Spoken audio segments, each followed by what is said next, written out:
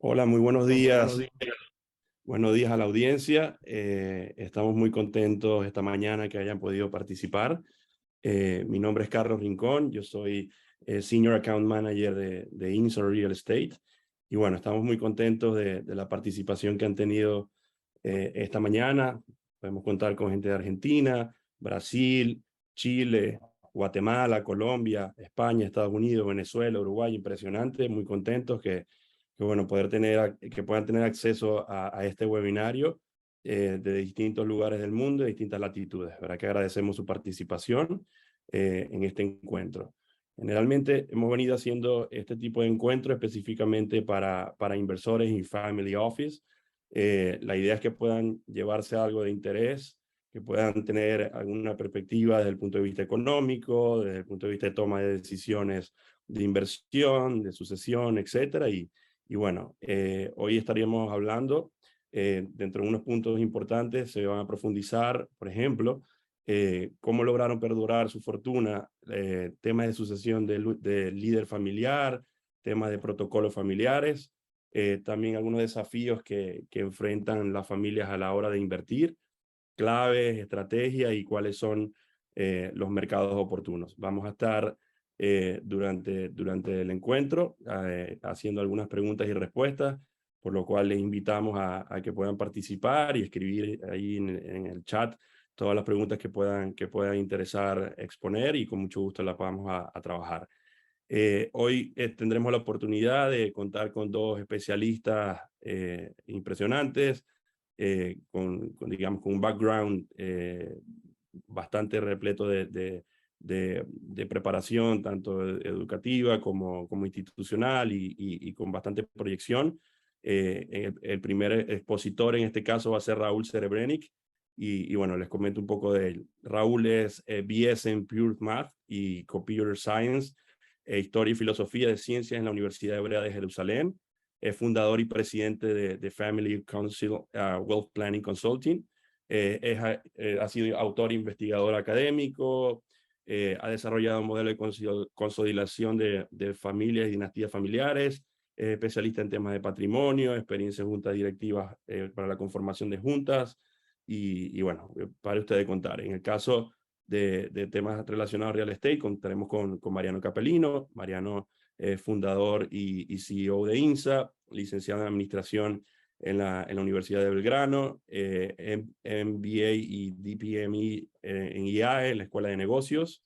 Tiene un Global Immersion Program de la Universidad de Harvard, socio fundador de ASEA, la Asociación de Emprendedores de Argentina, bueno, socio del Círculo Inmobiliario Español y bueno, un sinfín de especialidades y condecoraciones. En ese sentido, le vamos a dar comienzo ya al encuentro y te invito, Raúl, a que puedas, por favor, comenzar con tu exposición. Perfecto, muy buenos días a todos, muy complacido por esta bella invitación de, de estar acá. Y bueno, voy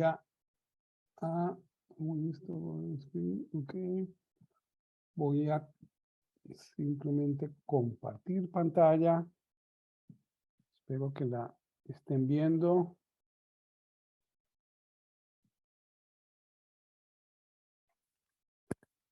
Listo, bueno, el día de hoy nos trae un tema muy interesante, muy apasionante, que es un poco cómo es que las familias longevas han hecho este manejo de su patrimonio. Probablemente este es uno de los temas que menos se ha investigado y que menos se ha publicado en el ámbito de las empresas familiares. Básicamente, pues, se habla mucho del paso de las siguientes generaciones y cómo las siguientes generaciones destruyen el patrimonio de la familia. No es un tema que sea aquí de Latinoamérica o de nuestros países, sino que es un tema a nivel mundial. De hecho, pues existen diferentes frases en diferentes idiomas. Aquí pues lo que hice fue más o menos traducirlas, pero más o menos aquí tienen ustedes esa traducción, y que terminan básicamente significando de que la primera generación construye o crea una gran riqueza, una gran empresa. La siguiente generación, pues de alguna manera la disfruta y la tercera generación la termina destruyendo, ¿no? Para volverla a refundar. Esa es más o menos la perspectiva. Y la realidad es que desafortunadamente las estadísticas en términos de patrimonios es todavía peor que el de empresas familiares, en términos de que si en las empresas familiares solo el 70%, perdón, el 30% logra pasar a la segunda generación, o sea, el 70% no lo logra. En temas de herencias ya tenemos también una serie de estudios donde prácticamente el 90% de las herencias se destruyen después de los 15 años, de 15 a 25 años de ser de alguna manera pasadas a la siguiente generación. Entonces, digamos que en términos de planeación patrimonial es todavía más crítico el tema de las estadísticas, de la posibilidad de que un patrimonio, un legado perdure por varias generaciones. El mundo académico creó una serie de modelos. Este es el modelo probablemente que la mayoría de ustedes, si han estado en alguna conferencia de empresas de familia, conocen. Este es un modelo de los años finales de los 70, principios de los 80. De alguna manera se vio la importancia de que también había que incluir, porque a principios de los años 60 el modelo de empresas familiares académicos eran los dos círculos, familia y empresa. Sin embargo, en los años 70 se dieron cuenta que el elemento de la propiedad, del patrimonio, de alguna manera, jugaba un papel fundamental en la planeación y sobre todo en la visión. Ahora, tengo que decir que este es un modelo relativamente nuevo. Cuando nosotros investigamos empresas familiares longevas, muy pocas de ellas han aplicado este modelo. En un principio no veíamos la posibilidad de que hubieran muchas empresas familiares longevas. Cuando hablo de longevas es de más de 100 años y que todavía aún existan. Sin embargo, pues las investigaciones, cuando nos ampliamos por fuera de Latinoamérica, pues fuimos cambiando el conocimiento y fuimos cambiando también la capacidad de análisis de qué es lo que habían hecho estas familias. Un poco para entrar en materia, pues aquí les muestro cuáles son las empresas familiares más antiguas del mundo o algunas de ellas. Un poco viendo estadísticas, pues esto es lo que lo hemos logrado identificar.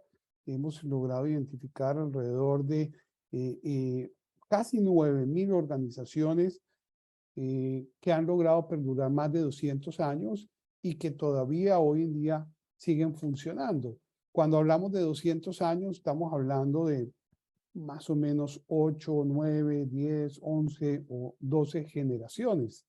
Entonces esto ya es un tema muy interesante. Ahora, esto es un grupo muy, digamos, muy exclusivo y pues sí tengo que decir que muy pocas de ellas conocen este modelo o inclusive lo han aplicado porque obviamente pues estas empresas nacieron muchísimo antes de que este modelo se haya de alguna manera inventado o desarrollado. Sin embargo, pues eso nos cambió radicalmente nuestra percepción de también cómo atender las empresas familiares, porque en el campo de las empresas familiares, la academia, la investigación, los profesores están abocados en precisamente reducir esa estadística y esa mortandad tan alta que hay en el paso de la primera a la segunda y de la segunda a la tercera generación. En el caso nuestro, más bien nos enfocamos en aquellas que sí ya han logrado perdurar, inclusive pues inicialmente más de 200 años, pero inicialmente aquellas que han logrado perdurar más de 100 años. Y en el mundo hemos logrado identificar, obviamente con unos equipos asociados, sobre todo en Japón, hemos logrado identificar alrededor de unas 74.000, hoy en día un poquito más de 74.000 organizaciones que han logrado perdurar más de 100 años. Lo que ustedes ven en rayas azules son aquellas que han logrado perdurar más de 100 años. Lo que ven en rojo son empresas que han logrado perdurar más de 200 años. De aquellas de 200 años, hemos encontrado empresas que han logrado perdurar 300, 500, 700, inclusive algunas, muy pocas, pero han logrado perdurar más de 1000 años. Entonces es muy interesante porque nos damos cuenta primero que el 90%, por encima del 90% de estas organizaciones siguen manteniéndose como organizaciones de carácter familiar. Esto en contravía de toda la teoría de la administración, por lo menos de lo que nos habían enseñado hasta ahora, de que para que una empresa perdure en el tiempo, tiene que ser una gran corporación. Y oh sorpresa, nos llevamos a cabo que primero las empresas más longevas pueden ser corporaciones importantes, pero la gran mayoría, de manera pues ya con una muestra tan significativa y de que sigan siendo empresas familiares, pues ya es una muestra que nos da una clara indicación que el mejor modelo para que una organización perdure en el tiempo es que sea una empresa familiar manejada de manera muy profesional. Y cuando hablo de profesional, no hablo de externos a la familia, sino más bien de que los miembros de la familia se comportan de manera muy profesional. Y entonces esto es lo que hace la gran diferencia. Ahora aquí les muestro algunas empresas que han logrado perdurar más de 1000 años. Como ustedes ven, pues Japón, como mostraba en la estadística, es el número 1, pero aquí pueden ver ustedes también una empresa de Italia, otra empresa de Francia. No sé cuántos de ustedes conocen este tipo de empresas, pero definitivamente estos son empresas que no son muy reconocidas y no son muy grandes a nivel mundial. Ahora, si pudiéramos crear un modelo, que es lo que hemos tratado nosotros de desarrollar y entender qué es lo que han hecho estas empresas para lograr perdurar en el tiempo, nos damos cuenta que hay digamos, una manera sistémica de cómo estas familias abordan el concepto de la riqueza y sobre todo del patrimonio. Ellos no solo ven la cuenta bancaria como un elemento fundamental de una estructura sistémica que pueda generar esta longevidad. Y para esto, pues utilizamos la publicación de un profesor, una persona muy reconocida en el área de empresas de familia, que se llama Dennis Jaffe, profesor aquí de California, en San Francisco. Y él en el año 2003, 2004 hizo una investigación, la vino a publicar después en el 2005, pero hablaba de que las familias tienen diferentes maneras o diferentes dimensiones de la riqueza. Y hablaba del capital espiritual, del financiero, del humano, del familiar, del estructural y el social. Por nuestro lado nos dimos cuenta que también era muy importante atender lo que era el capital intelectual y el capital emocional. Y de ahí sale el modelo nuestro, el modelo de a qué dedica la energía, el tiempo, el enfoque, el dinero, las familias que han logrado perdurar en el tiempo. Y obviamente es cómo ellos conciben la riqueza como un elemento multidimensional que está compuesto por estos 8 capitales.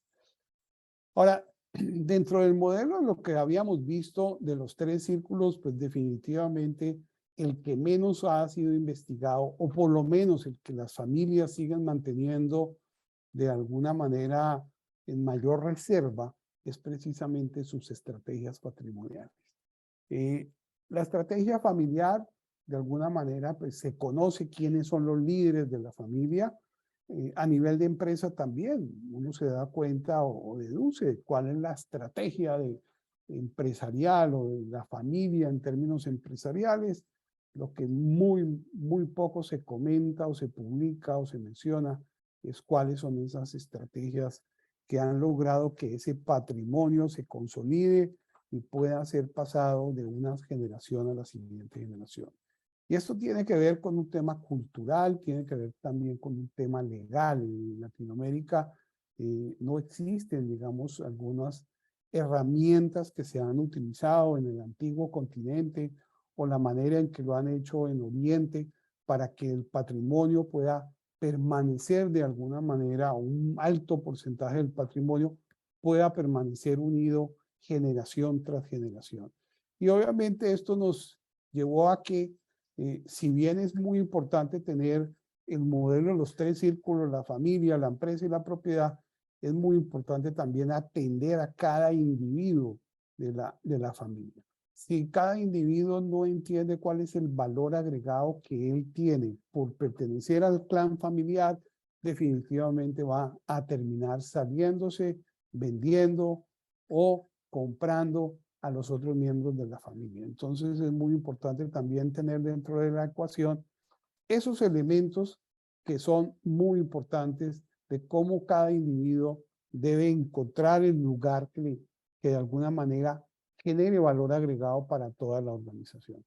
Y esto pues tiene que ver con que las familias, así como tienen una visión empresarial y una visión familiar, pues también deben tener una visión patrimonial. Aquí está, comparto con ustedes una visión muy sencilla desde el punto de vista redacción, pero muy profunda desde el punto de vista lo que esta familia le ha tocado hacer. Aquí tienen ustedes esta visión donde dice tendremos un equilibrio patrimonial manteniendo unido un porcentaje importante, pero garantizando una rentabilidad mínima a nuestra familia bajo las mejores prácticas de gobierno corporativo. ¿Y esto qué implica? Esto implica que hay una estructura alrededor del patrimonio que hace que ese patrimonio perdure o traspase de una generación a la siguiente generación, no necesariamente repartiéndolo o dividiéndolo en los herederos. Y esto ya era una estrategia que se utilizaba desde la antigua Roma. En Roma, mucha gente no lo sabe, pero los patrimonios familiares no se dividían, sino que generalmente el hijo mayor o la persona más apta era la que quedaba de alguna manera manejando el patrimonio en beneficio del resto de la familia. Y de alguna manera esto fue lo que los ingleses copiaron, creando esta figura del trust, que luego los holandeses lo crearon con la fundación de interés familiar. Y estas figuras legales es lo que ha permitido que muchos de estos patrimonios tengan una estructura que les permita pasar de generación en generación. Entonces esto es parte, digamos, de esa estrategia de planificación de lo que han hecho estas familias con sus empresas longevas, ¿no? Y esto tiene que ver, miren, la visión implica que haya una formación como buenos propietarios, independientemente que los miembros de la familia trabajen o no trabajen en la empresa, que tengan una filosofía de lo que nosotros bautizamos una propiedad impersonal. Esto no es mío, esto es más bien de, ni siquiera de mis hijos, esto es de mis nietos y de los nietos de mis nietos, con lo cual esto pues tiene una visión de largo plazo y obviamente hay que tener unas muy buenas prácticas desde el punto de vista de gobernanza. Esto implica que hayan estructuras de gobierno a nivel empresarial, a nivel familiar y a nivel patrimonial. Desde la perspectiva de cómo la familia quiere que ese patrimonio perdure y crezca en el tiempo. Entonces yo creo que hay un reto muy significativo y como dice la visión, garantizando una rentabilidad mínima. O sea, el patrimonio está para que nos beneficiemos de él, pero también beneficiemos a nuestros colaboradores y a la comunidad en general, ¿no? Entonces eso es lo que le da esa visión de largo plazo. Y esto pues de alguna manera implica entrar en discusiones o en consensos de llegar a una filosofía del manejo patrimonial dentro de la familia. Lo que vemos muy común es que uno va donde un abogado y el abogado le dice, mire, usted lo que debe hacer es esto y esto. Y lo que ocurre con estas familias es muy simpático porque es totalmente lo contrario. Ellos van donde el abogado y le dicen qué es lo que ellos quieren, no lo que el abogado le aconseja. Obviamente aquí ya hay una cultura de legado, hay una cultura de sucesión generacional que ya han pasado varias generaciones y obviamente pues de alguna manera la familia lo que quiere es que los abogados o sus asesores le ayuden en crear la mejor estrategia pero para cumplir la visión de lo que ellos quieren, no la visión de otros. No sé si con esto me estoy explicando. Ahora, eso implica contestar preguntas como, ¿qué, qué tan colectivo, qué tan individual quiero que sea mi patrimonio, sobre todo para las siguientes generaciones? ¿Cuál es la composición ideal de ese patrimonio, sabiendo que gran parte del patrimonio están en nuestros negocios, en nuestras empresas? Una parte obviamente está en liquidez y otra parte está como en bienes raíces, que eso más adelante pues nos van a hablar precisamente de este tema.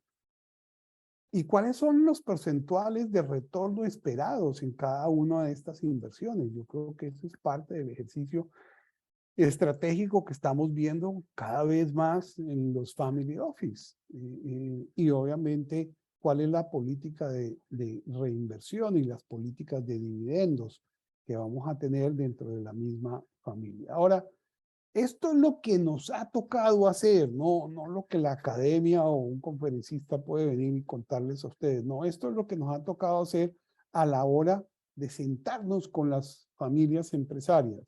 Un poco cómo se distribuye esa política de dividendos, quién hereda el poder y quién hereda los derechos políticos, pero también quién hereda los derechos económicos. ¿Quién es el que va a tomar las decisiones? Reconocimientos de hijos extramatrimoniales es un tema mucho más común de lo que nos imaginamos, especialmente en algunos países de Latinoamérica.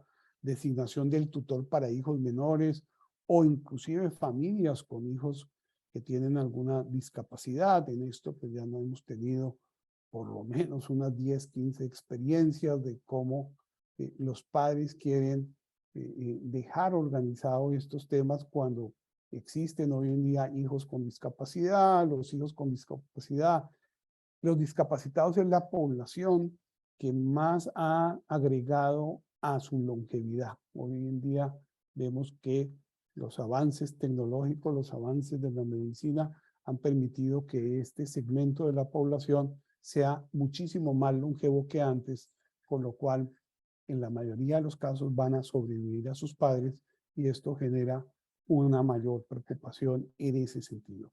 La creación de fondos de liquidez dentro de la misma familia. Vimos cómo la pandemia nos mostró que aquellas familias que tenían estos fondos podían utilizarlos como un fondo de emergencia, precisamente en circunstancias donde las empresas no podían dar dividendos dada la situación, pero la importancia de que las familias sí hubieran tenido ese fondo casi que de estabilización familiar fue crucial en estos momentos de pandemia. Fondos de liquidez que también pueden ser utilizados para la formación de las personas, para compartir y tener actividades en conjunto, viajes, para generar emprendimientos en las nuevas generaciones. Cómo estas familias longevas han aprendido a prepararse precisamente para años de vacas flacas, porque ya les ha tocado, imaginen ustedes 100, 200, 300 años, ya les ha tocado vivir varias crisis y precisamente estos se vuelven campeones en el manejo de crisis y saben sacarle el mayor provecho en los momentos de crisis, o sea que esos fondos de liquidez también se vuelven de alguna manera fondos de inversión precisamente cuando emergen esas grandes oportunidades en los momentos de mayor incertidumbre, ¿no? Protección al cónyuge cuando hay hijos que no son del cónyuge, protección a la pareja no casada legalmente, generación de ingresos para el retiro, protección de padres mayores, prevención de conflictos sucesorales. De alguna manera la planificación se vuelve un elemento casi que conciliador dentro de la misma familia.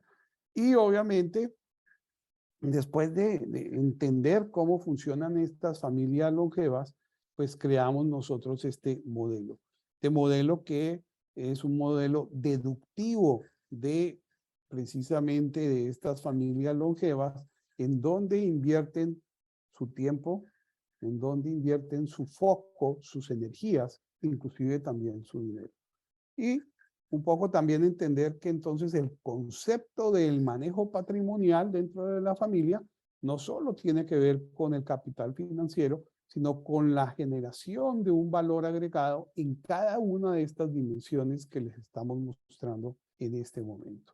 Y eso obviamente, pues, nos ha pasado en varios casos que nos decían, Raúl, ojalá podamos casi que de primeras terminar en estos aspectos patrimoniales nuestro ejercicio de consultoría o asesoría.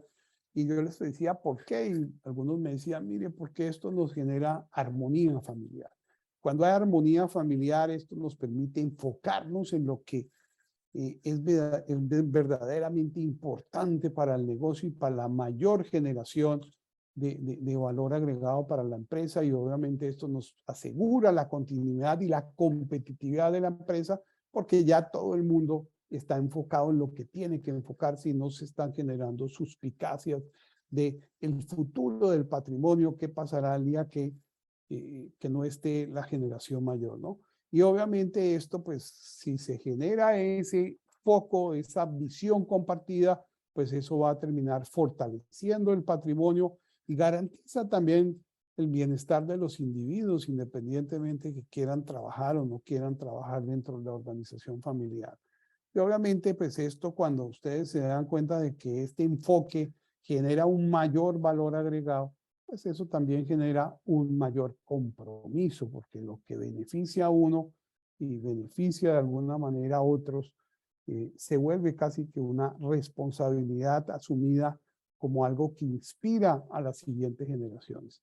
Ahora, la pregunta del millón, ¿cómo hacemos esto? Pues obviamente nos podemos quedar aquí un par de horas dándole respuesta a esto, pero básicamente es lo que nos hemos dado cuenta que estas familias longevas han hecho es, tienen unos acuerdos, tienen unas estrategias de continuidad, tienen unas reglas, y que eso no se queda en una letra muerta, en un papel, sino que eso se implementa a través de estructuras de gobierno, pero también estructuras legales que están alineadas tanto con la visión familiar como con la visión patrimonial.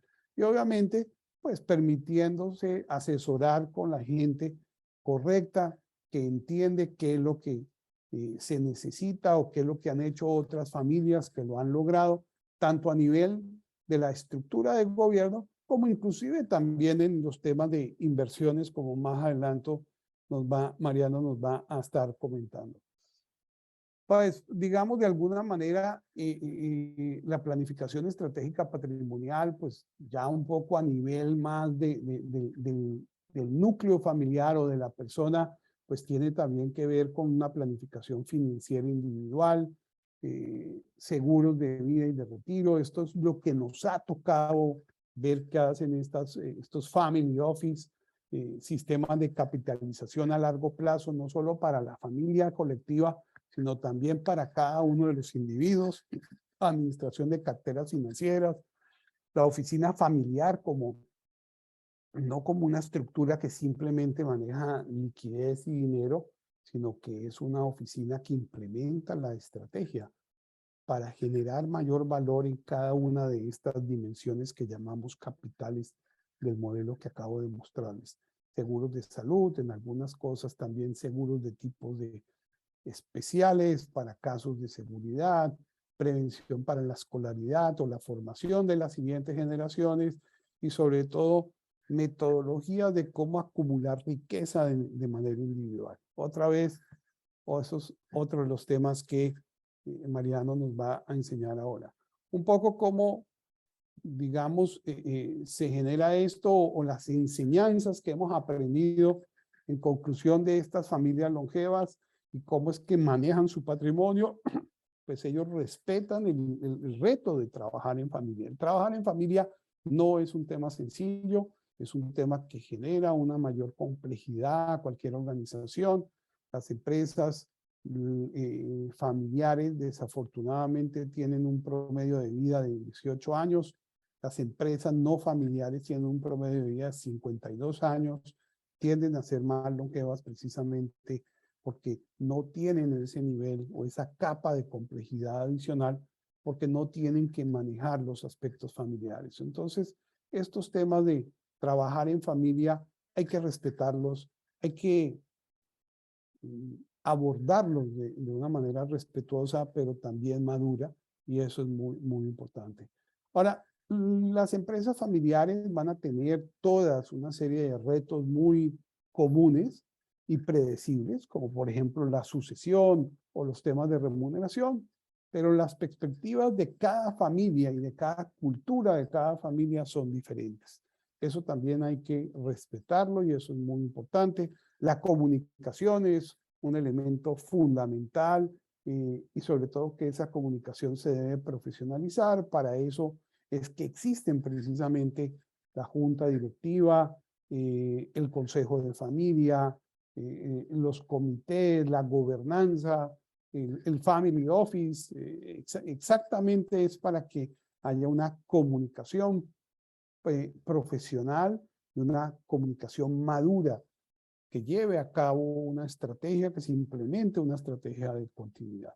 Y lo otro, pues definitivamente una planeación patrimonial que en estos momentos hay que estar revisándola permanentemente por los cambios regulatorios que estamos viendo en nuestro entorno, y sobre todo en diferentes países de donde ustedes nos están atendiendo el día de hoy. Casi que no hay ningún país de Latinoamérica donde no estén haciendo alguna reforma tributaria para tratar de cobrar más impuestos. Recuerden, desafortunadamente los políticos en su gran mayoría no saben producir, lo único que saben es cobrar más y más impuestos, en algunos casos para ser invertidos en la sociedad. Desafortunadamente, un alto porcentaje no llega a donde tenía que llegar, pero no vamos a hablar de política el día de hoy. Y obviamente esto requiere de un gran compromiso. Y ese compromiso es precisamente el que tiene que tener la familia de planificar y revisar permanentemente esa planificación de dónde invertir, de dónde desinvertir, cuáles son los asesores que mejor les pueden ayudar en esto. Y en ese orden de ideas quisiera pasarle entonces la batuta a Mariano para que entonces entremos en esa parte más concreta de inversiones, sobre todo en el área inmobiliaria, que creo que es muy importante y que ayuda a diversificar ese patrimonio familiar. Si quieren, no sé, Carlos, cómo quieres manejar el asunto de preguntas. Creo que lo hacemos al final, Sí, pero como ustedes digan, perfecto. yo... Raúl, muchas gracias. Me gustaría hacerte una pregunta interesante antes que comience Mariano, por Sí, favor. señor. Pero básicamente preguntan, digamos, en ese cambio de batuta del líder familiar, generalmente dentro de todas las familias que tú has venido estudiando y evaluando y trabajando en conjunto durante tantos años, ¿cuáles son esas cualidades en las que puedes conseguir que hay mayor similitud, independientemente del tipo de cultura que tenga esas familias? ¿Cuál es digamos, la similitud en ese hijo en el cual va a haber esa sucesión? Sí, mira que es una pregunta muy interesante y no es una pregunta sencilla de responder. Inclusive hasta hoy en día seguimos trabajando en esos temas. Eh, inclusive pues me he venido asociando con uno de los profesores que prácticamente es uno de los grandes gurús en el mundo en el tema de recursos humanos y más que recursos humanos en el tema de liderazgo, que es el profesor Dave Ulrich, casi que un premio Nobel en estos temas de liderazgo organizacional. Y básicamente las familias van creando como una marca de liderazgo, unos elementos, unos atributos que hacen que no solo haya un líder, sino liderazgo entendido como un grupo de líderes. Creo que eso es uno de los grandes retos que tienen las familias empresarias. Generalmente el fundador es un líder y ese líder yo lo llamo el llanero solitario, toma decisiones básicamente él con el espejo, pero las siguientes generaciones ya tienen un problema que no son dueños, se creen dueños, pero no son dueños, son socios. Y esa relación de socios, por eso hablamos mucho del respeto. El dueño, el fundador, él es el único dueño. Él puede hacer lo que quiera, tomar las decisiones correctas, incorrectas. Cuando él toma una decisión incorrecta, está afectando su propio patrimonio. Pero a partir de la segunda, tercera generación, si alguien toma una decisión incorrecta, está afectando no solo el patrimonio de él, sino el patrimonio del resto de miembros de la familia. Entonces, en ese sentido, es muy importante entender cuáles son esos atributos. Ahora, hay otro aspecto también fundamental. En primera generación, generalmente el líder empresarial es el mismo líder familiar y es el mismo líder patrimonial. En las siguientes generaciones no necesariamente ocurre eso. Entonces, la sucesión del liderazgo empresarial es muy diferente a la sucesión del liderazgo patrimonial y del liderazgo también familiar. Entonces, estos son elementos que hay que tener en consideración. Y cada uno de esos liderazgos tiene una serie de atributos o un poco diferenciadores.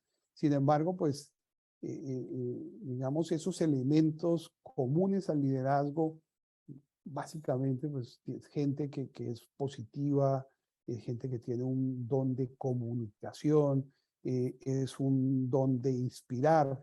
Recuerde que desde el punto de vista académico, el liderazgo está definido como el hacer.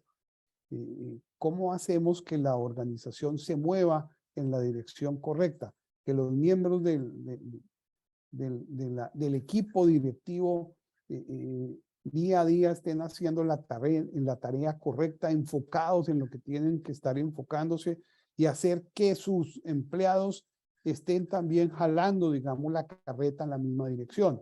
Y obviamente el liderazgo familiar es precisamente cómo también nos importa el desarrollo individual de cada uno de los miembros de la familia, el bienestar de cada uno de los miembros de la familia.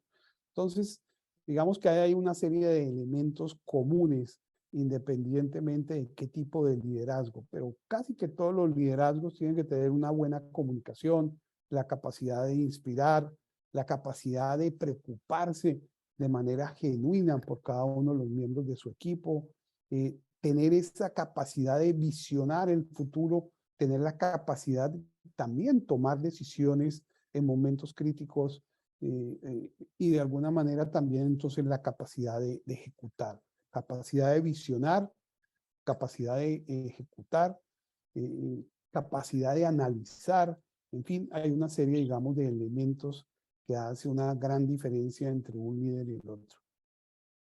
Muchas gracias, Raúl. Excelente. Mariano, digamos dentro de los desafíos de las familias al momento de invertir, las claves, estrategias y al momento de definir mercados oportunos, que digamos donde va a estar orientada la exposición, te pregunto, ¿cuáles son los desafíos que enfrentan las familias de Latinoamérica y todos los family office al momento de invertir en el extranjero? ¿Y cuál consideras tú que son las variables a considerar que esas familias y esos family office deben considerar para invertir de manera profesional? Bueno, buenos días a todos. Un placer estar compartiendo esta plática con Raúl. Gracias Raúl, gracias Carlos y el equipo técnico que nos dio mucho apoyo para que esto sea posible. Y bueno, un saludo también a todos los participantes de todos los países que nos acompañan. Tal como comentaba Raúl, el patrimonio familiar generalmente está compuesto por tres grandes núcleos, ¿no? Por un lado la empresa, por otro lado las inversiones líquidas y por otro lado las inversiones inmobiliarias, ¿no? Lo que le llamamos real estate. Ahora bien, lo que vemos que muchas veces las familias están muy enfocadas en la empresa, eso les absorbe todo el tiempo y toda su formación y tiempo y demás, lo destinan 100% en la mayoría de los casos a sus empresas, que está muy bien porque de alguna manera le permitieron generar el patrimonio líquido y en real estate que tienen. Pero, digamos, vemos que muchas veces esa parte del patrimonio líquido e inmobiliario, al no estar lo suficientemente atendida, digamos, se pierde mucho dinero en el camino, ¿no? O sea, se deja de ganar mucho dinero, inclusive en algunas ocasiones hasta se pierde dinero.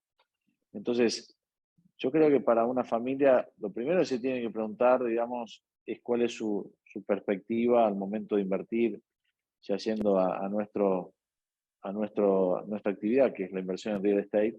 Es muy importante que se pregunte si lo que pretende es conservar el capital, que está demostrado estadísticamente que real estate, con muy poca gestión, al ser de los activos más seguros del mundo, permite preservar capital sin ocuparse demasiado y sin entender demasiado el negocio.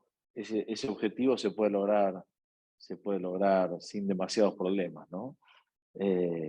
Conservar capital y tener una renta, digamos, lo que hace generalmente cualquier familia o comprador de un inmueble, en el largo plazo permite, a lo largo de 30 años, duplicar generalmente esa inversión inicial a valor nominal. Ahora, valor real, por eso hablamos de conservación de capital solamente, cuando le quitamos la inflación a esa inversión, la tasa de apreciación real de un inmueble en cualquier parte del mundo en el largo plazo es cero.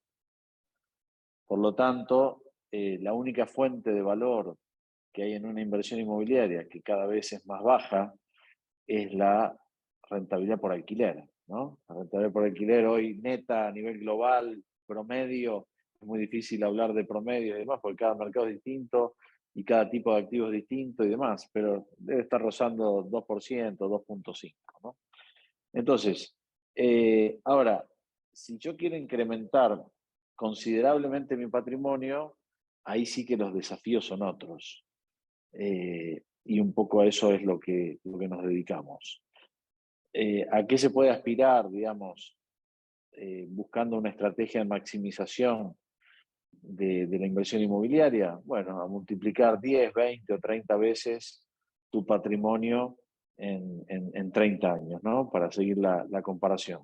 Con lo cual, nosotros creemos, y por eso nos dedicamos a eso, que ponerle atención y foco a la parte del patrimonio que se refiere a invertir en inmuebles, en bienes raíces, realmente vale la pena, ¿no? Vale la pena. Entonces, inicialmente la primera decisión es, quiero conservar, no me tengo que preocupar demasiado. Tendré millones de personas que podrán colaborar en venderme un inmueble, en administrármelo y demás. Ahora, si quiero invertir y quiero obtener un alto rendimiento, ahí, bueno, ya se me empieza a complicar. La segunda pregunta es, ¿quiero invertir en forma directa? Es decir, tener los activos bajo mi control y ser el único dueño de esos activos, o quiero coinvertir, es decir, invertir en forma indirecta a través de un fondo de inversión. Que eso ya pasa a mezclarse con una inversión financiera. Más allá que pueda llegar a tener un colateral inmobiliario, está obviamente expuesta a la volatilidad del mercado financiero, ¿no? Muchas familias, generalmente en Latinoamérica, prefieren tener bastante separado, ¿no? En la parte líquida la invierten en otro tipo de activos, ya sean bonos, acciones, y la parte inmobiliaria la prefieren tener separada e invertir en forma directa. Nosotros decimos que para invertir realmente hay que pensar a nivel global. Es decir, de la misma manera que un asesor financiero asesora a sus inversores en cada momento a invertir, mantener o desinvertir sus activos financieros en distintas industrias y en distintos mercados, la inversión inmobiliaria es muy parecida. Debe estar mirando el mundo y dentro de ese mundo los distintos activos y segmentos que lo componen, y tomando decisiones de si mantengo lo que tengo, desinvierto o invierto más en ese mercado, o si desinvierto, ¿a qué otro mercado voy, ¿no? O sea, en la inversión inmobiliaria, por ser generalmente la inversión tradicional muy estática y muy pasiva, existe digamos, la confusión de que el acto de comprar un inmueble, al acto de adquirir una propiedad se le llama invertir. Pero eso es una parte, digamos, la inversión está compuesta siempre por tres partes, ¿no? Una es el momento del acto de la adquisición del activo, que es la parte de la compra, luego es el mantenimiento durante la tenencia de ese activo y luego es la desinversión, ¿no?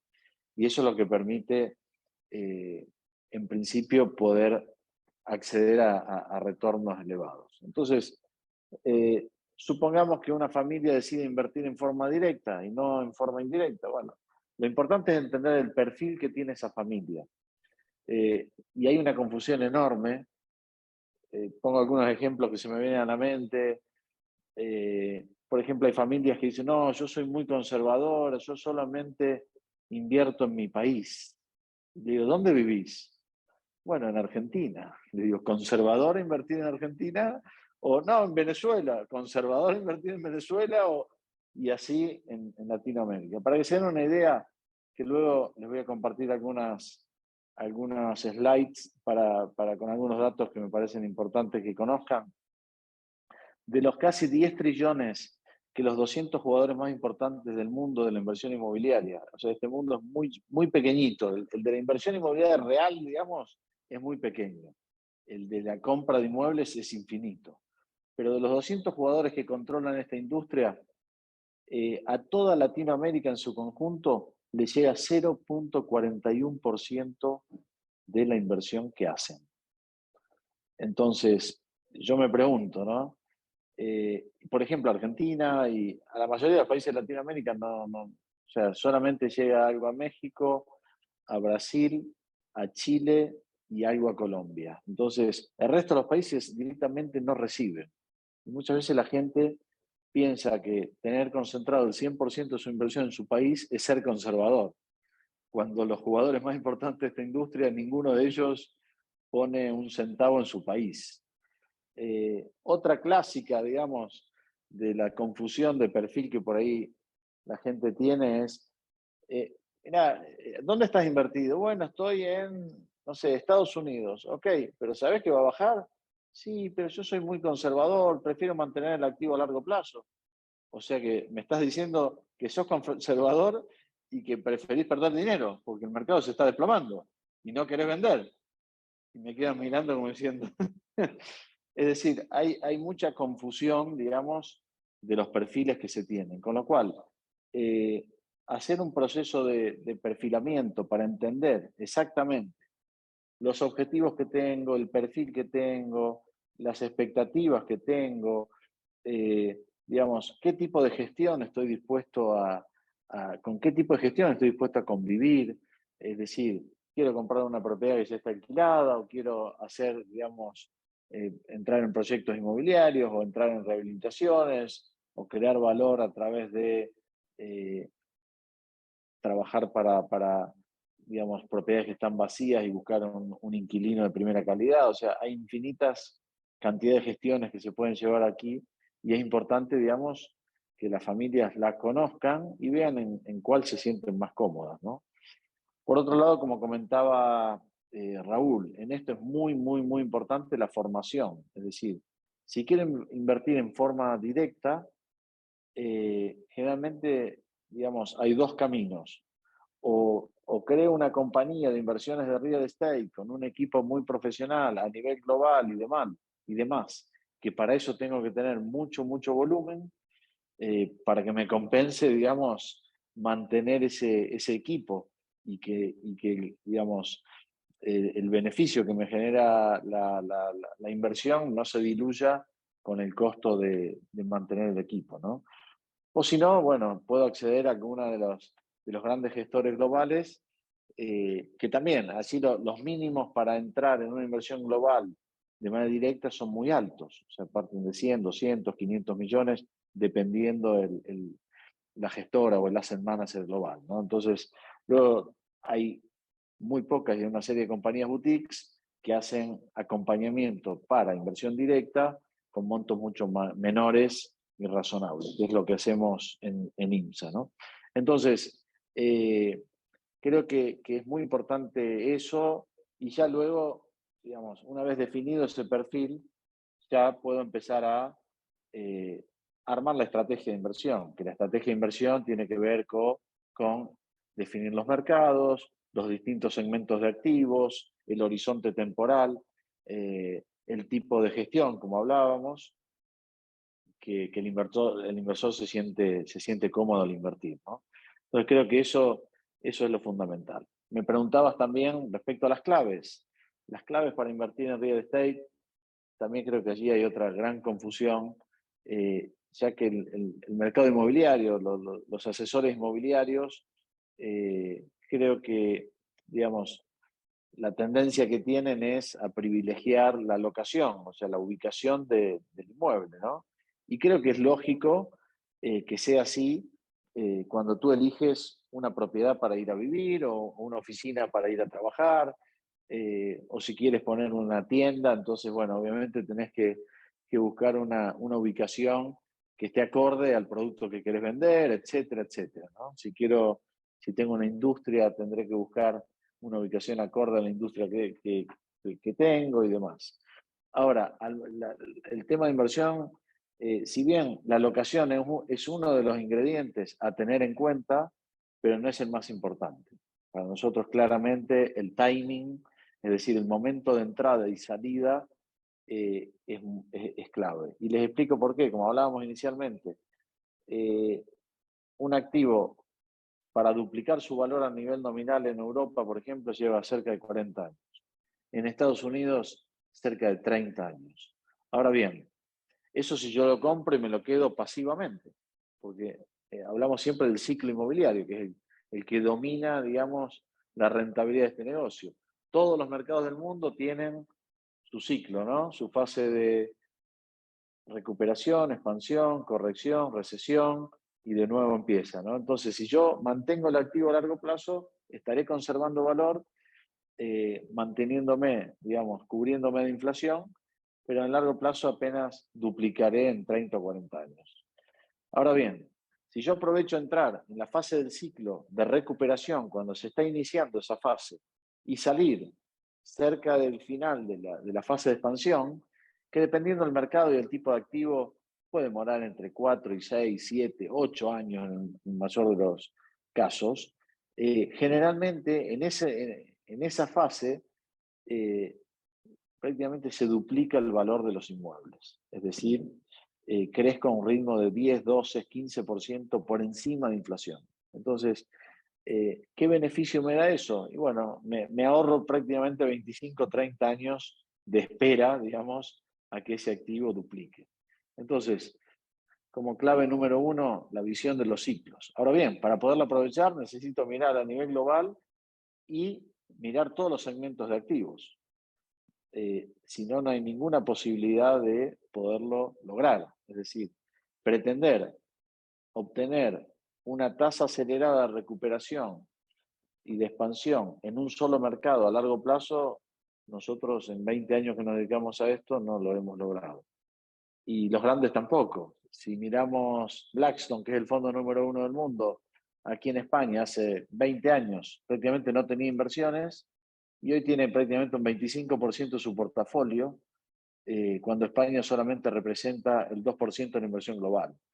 Claramente la visión de los ciclos está más que demostrada por el principal jugador del mundo, que es Blackstone, ¿no? O sea que el resto le puedo seguir hablando varias horas de los ciclos, pero creo que con ese hecho vale más que 1000 palabras. Por otro lado, el tema de la adquisición de activos en distrés. O sea, esa es nuestra especialidad, lo que más nos gusta hacer, que es comprar activos debajo del valor de mercado. Todos sabemos que la inversión inmobiliaria tradicional empieza perdiéndose el 10% del capital el día que firmás el cheque en la escribanía, ¿no? ¿Por qué? Porque el costo de entrada y salida entre notarios y agentes inmobiliarios no baja del 10% prácticamente en ningún mercado del mundo. Con lo cual, si el viento te acompaña, como decimos, y el activo te arroja algo de renta y demás, los primeros 2, 3, 4 años estarás solamente trabajando ese capital para pagar el costo transaccional que tuviste el día 0. Y a partir del cuarto, quinto año, de nuevo, si el ciclo te acompaña y ese activo te arroja algo de renta, empezarás a ganar dinero. yo creo que el 99,9% de los compradores de inmuebles, digamos, aspiran a ganar dinero en el futuro, ¿no? Nosotros y un puñado de grandes fondos, lo que hacemos es ganar dinero en el momento presente. Es decir, el día que firmamos el cheque, estamos captando 20, 30, 40 y hasta 50% del valor de la inversión, dado que compramos exclusivamente activos o deuda de activos inmobiliarios en situaciones problemáticas, lo que se llama distrés, en bancos, en subastas, quiebras, concursos, etcétera, etcétera. Con lo cual, el componente que aporta al rendimiento la compra en distrés es altísima, es decir, en inversiones pasivas o en inversiones que tal vez te lleva 20 o 30 años lograr duplicar tu activo, y nosotros en algunas pocas ocasiones, pero en muchas hemos logrado duplicar el patrimonio en el momento de la firma del activo, ¿no? Entonces, la compra de distrés es clave si quiero pertenecer a este puñado de jugadores de la inversión inmobiliaria. Y por último, lo tercero, es la gestión, el valor que quiero agregar durante la gestión. Es decir, yo puedo comprar un activo que está ocupado ilegalmente y tengo que hacer la gestión de desalojar, poner en valor ese activo, buscar a un inquilino para recién tener el flujo, o puedo comprar un activo que ya esté alquilado. Obviamente, si compro un activo que esté alquilado, va a ser muy difícil obtener un alto descuento. En cambio, si compro un activo que esté ocupado o que esté vacío y requiere rehabilitación, obviamente lo voy a comprar con un descuento muy superior que me va a permitir, a medida que voy haciendo la gestión, agregarle valor. Y por otro lado, la gestión legal también en esto pesa muchísimo. Puedo comprar un activo que ya está adjudicado, es decir, está en el balance de un banco, o puedo comprar una deuda a ejecutar. Y dentro de esto hay distintos matices, comprar una deuda a ejecutar o tener preacordado con el deudor para que el día que compro el activo me ceda la propiedad, o por ejemplo, que me ceda una vez que la entidad financiera se adjudicó el inmueble en una subasta, la posición de la subasta para que yo como comprador la inscriba. Entonces hay distintas variantes, o ir directamente a subasta, son unas 4 o 5 variantes que, dependiendo, digamos, la gestión legal que quiera llevar adelante en el camino, me va a permitir comprar con mayor o menor descuento. Y si compro con mayor descuento, obviamente me va a permitir agregar valor en esa gestión, ¿no? Entonces, creo que esa primera pregunta, disculpen la extensión, pero ha quedado respondida. Gracias, Mariano, Carlos. muchas gracias. Como bien sabes, actualmente las familias se enfrentan a un escenario de índice inflacionario alto y de las tasas de interés también en fase de subida, ¿no? Bajo ese escenario, y entendiendo que las tasas de interés van a seguir subiendo en los próximos meses, ¿qué mercados consideras tú que puede perjudicar desde el punto de vista de real estate y a cuáles puede, digamos, favorecer? Y desde el punto de vista de inflación, que evidentemente está afectando el crecimiento de las economías, y cómo crees que afectaría estos índices de inflación en el mercado inmobiliario también. Bueno, como todos saben, la pandemia ha generado desequilibrios y exceso de liquidez, principalmente en los mercados desarrollados, que ha llevado, digamos, a esta inflación de precios muy fuertes en toda la parte de bienes inicialmente y luego en servicios. Creo que allí está demostrado en Estados Unidos el efecto que ha tenido este exceso de liquidez, y también, digamos, el aprovechamiento que hubo por parte de fondos y familias al ver un escenario inflacionario tan alto, de refugiarse en propiedades, ya que está demostrado que en el largo plazo una propiedad protege contra la inflación frente a los activos financieros, que por ejemplo un bono, por más que ahora haya subido, prácticamente sigue con tasas de interés real negativas, ¿no? Por no ajustar a inflación, ¿no? Entonces, Estados Unidos es un mercado que generó las tasas. Al final, la tasa de interés en los mercados desarrollados es prácticamente la que genera que los activos suban, se mantengan o inclusive corrijan, ¿no? O sea, es una de las variables más importantes. Y se preguntarán por qué. Bueno, porque al final si una tasa es muy baja, genera que muchas personas tengan acceso a comprar un inmueble. Si las tasas suben, eso va restringiendo la capacidad de las familias que puedan adquirir un inmueble. Y del lado de los inversores pasa un poco lo mismo. Si yo tengo una tasa baja, adquiero un activo, tomo financiamiento sobre ese activo, con el beneficio que me genera la renta y la apreciación del activo, con una tasa baja le saco una ventaja y beneficios. Entonces, claramente la tasa es algo súper importante.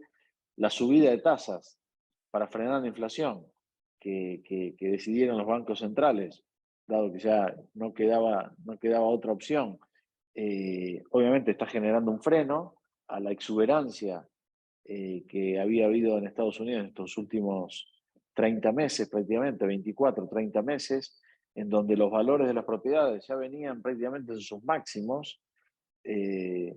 Para que se den una idea, en Estados Unidos el mercado residencial este año está 55% arriba de la burbuja del año 2008. O sea, por encima del máximo de la burbuja del 2008, que si alguien en el 2010 le preguntaba a cualquier persona, ¿tú crees que las propiedades van a volver a valer lo mismo en el 2008? Todo el mundo decía, no, un rotundo no, eso estaba súper inflado y demás. Bueno, hoy estamos 55% arriba de esa burbuja.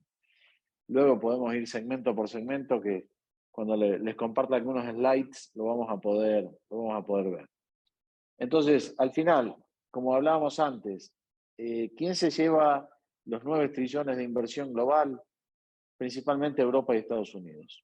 El 84% de la inversión global de los 200 jugadores más rentables y seguros del mundo inmobiliario se invierte en Europa y Estados Unidos. Entonces, Europa, a diferencia de Estados Unidos, varios países todavía están muy por debajo del 2008, como por ejemplo Italia, Grecia, España, que está cerca del 28% debajo del 2008. Por lo tanto, cuando sale capital de Estados Unidos, también lo veremos en algún slide que tengo para compartirles, se ve claramente que esos fondos vienen hacia Europa, aprovechando todavía las oportunidades que hay aquí, ¿no? A diferencia de Estados Unidos, las tasas aquí subieron levemente por ahora, muy poco.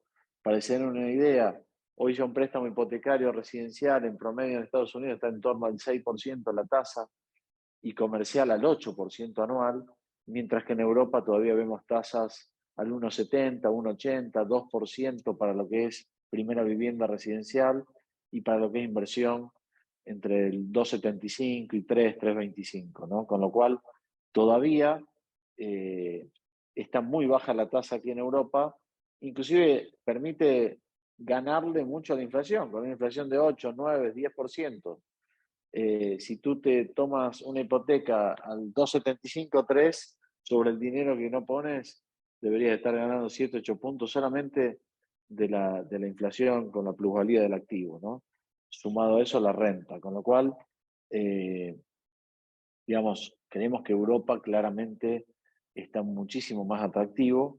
Y por otro lado, la fuerte corrección del euro que hubo después de 20 años, digamos, está prácticamente en paridad 1 a 1, generó también para familias de Latinoamérica, inclusive a fondos de Estados Unidos, un fuerte apetito por invertir en Europa, dada esta gran ventaja que no se veía desde hace 20 años, ¿no? Entonces, claramente hoy vemos muchísimo más oportuno Europa que Estados Unidos.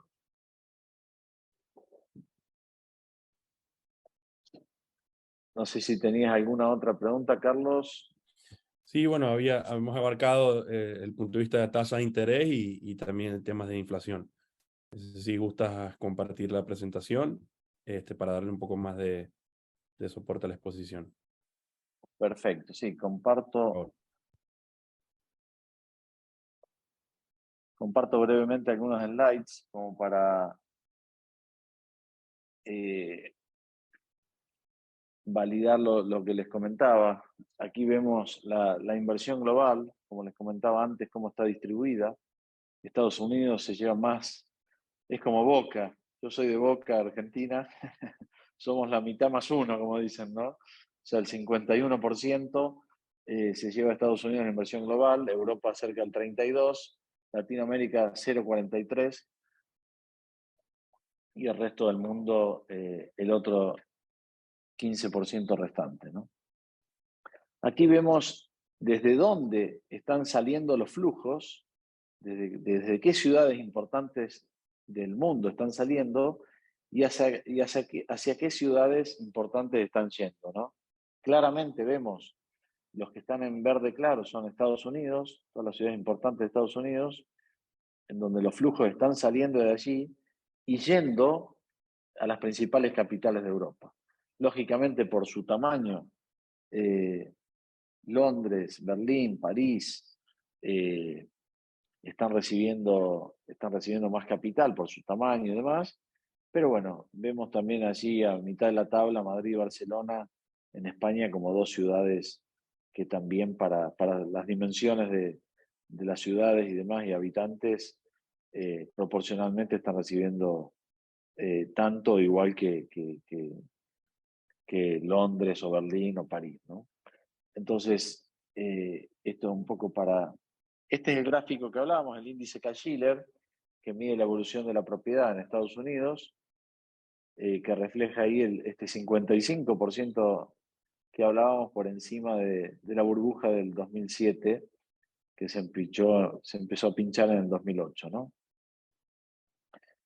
Aquí está la que veíamos antes, la parte residencial, y aquí vemos en la cuarta columna, donde dice 52,8, ese es el promedio del valor que están las propiedades por encima del 2008. Y ya luego vemos segmento por segmento, oficinas están 23% arriba, logística 60% arriba, retail y hoteles, que fueron los más castigados en la pandemia, están prácticamente a la par, y multifamily son los activos más inflados de Estados Unidos, 120% arriba, que obviamente con esta suba de tasas están empezando a sufrir.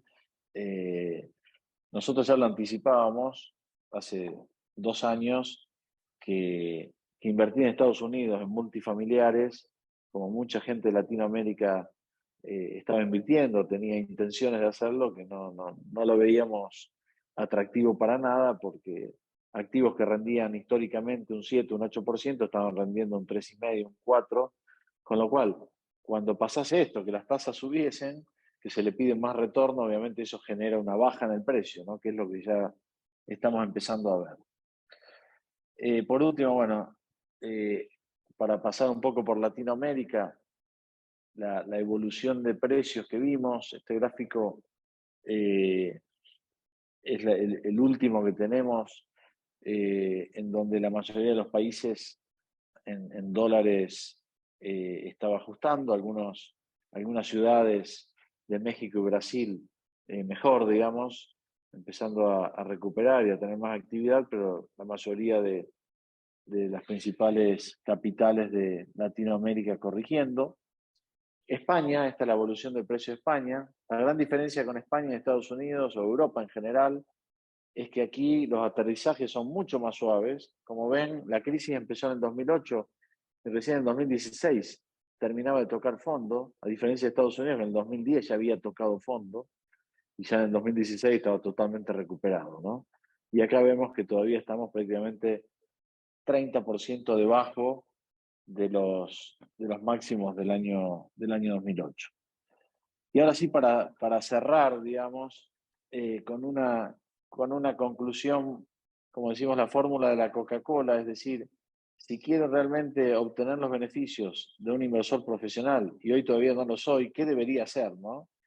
Y hacemos como una comparación entre lo que es la inversión tradicional, que ya sabemos los retornos que arroja, versus la inversión profesional global, ¿no?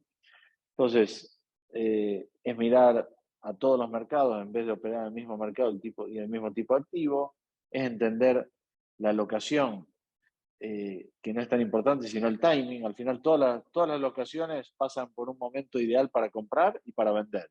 Entonces, no importa tanto la locación, lo que importa es el momento en el cual voy a entrar en cada mercado, en cada tipo de activo. Tener en cuenta una rentabilidad, es importante hacer una evaluación calificada para tomar decisiones en cuanto a los retornos que tuve, y no mirar así un poco a ojo. Generalmente cuando pregunto, ¿qué rentabilidad tuviste de tu portafolio inmobiliario de los últimos 10 años, 5 o 1? Nadie me lo sabe responder. Entonces es muy clave poder tener una situación real para tomar decisiones, si mantengo, vendo, desinvierto, y una proyección futura de cómo vemos los mercados. La rotación de los activos frente a mantenerlos, claramente la rotación y el evitar esas caídas y correcciones y aprovechar, siempre estar en un mercado que está en suba. Obviamente para lograr eso me tengo que ir desplazando de un mercado a otro, pero eso es lo que me permite crecer a altas tasas, ¿no? Rentabilidad de una variable frente a 3 variables, es decir, la rentabilidad de una variable que hablábamos inicialmente de la renta, que es la única rentabilidad en una inversión tradicional pasiva a largo plazo, frente a las 3 variables, que es comprar debajo del valor de mercado, aprovechar el ciclo y a su vez, obviamente, la tradicional renta, ¿no? Y bueno, un poco los retornos que se pueden lograr en un tipo de inversión y en otra son muy diferentes, ¿no? Por eso es que nos dedicamos a esto. Bueno, ahora sí, Carlos, si les parece, dejar un espacio para preguntas, tanto para Raúl como para mí. Así también le damos espacio a los participantes que puedan quitarse algunas dudas. Gracias, gracias a todos. Muchas gracias, Mariano. Sí, una de las preguntas viene de México y dice para Mariano, uno de los mayores problemas al invertir offshore es en mercados inmobiliarios. Es la administración de inmuebles. Ustedes también se ocupan de esa parte. Es decir, CINSA maneja de punta a punta operaciones. Sí, ahí voy de nuevo a la distinción entre comprar un inmueble e invertir. Es decir, muchas veces se piensa que solamente el acto de adquirir la propiedad resume el acto de invertir, pero esa es la primera parte, digamos. Después viene lo que sigue y lo que hace, lo que permite que esa inversión termine siendo una inversión rentable es justamente, además de todo lo que hablamos, de entrar en el mercado correcto, de comprar debajo del valor de mercado, obviamente es gestionar ese activo hasta el momento de la desinversión, porque es, a ver, seguramente de todos los que le comenté, a ustedes, a la mayoría, lo que les debe parecer más difícil es, digamos, comprar debajo del valor del mercado, ¿no? Porque sí que lo es y se requiere mucho volumen, mucho expertise y bueno, años en el mercado haciéndolo y demás. Ahora, generalmente la gestión más fácil, pero la decisión más difícil para un inversor es decidir vender. Generalmente cuando tuvo suerte el inversor y entró en un mercado que tenía mucho por recuperar y expandirse luego de una crisis, o sea, entró en un muy buen timing, lo que le pasa generalmente al inversor que mira para atrás, vio que en 5 años duplicó su activo y cree que eso va a seguir pasando el resto de su vida. Entonces, está aferrado al activo, no lo quiere vender ni loco. O sea, le hablas de vender y dice, no, ¿para qué? Mirá lo que gané. Claro, o sea, el inversor generalmente cree que la fiesta esta de crecer a altas tasas no se termina nunca. Y ahí finalmente está el principal error. Pero volviendo a la pregunta, sí, claro.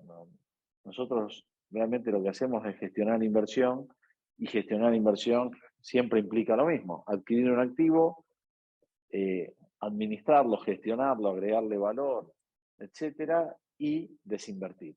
¿Okay? Muchas gracias. Como ya estamos un poco acotados de tiempo y debemos cerrar, me encantaría que tanto Raúl como Mariano, por favor, nos indiquen en qué parte del mundo estarán la próxima semana y hay algunos interesados que quisieran tener reuniones personales con ustedes y profundizar más las preguntas, ¿no? Raúl, por favor, indícanos.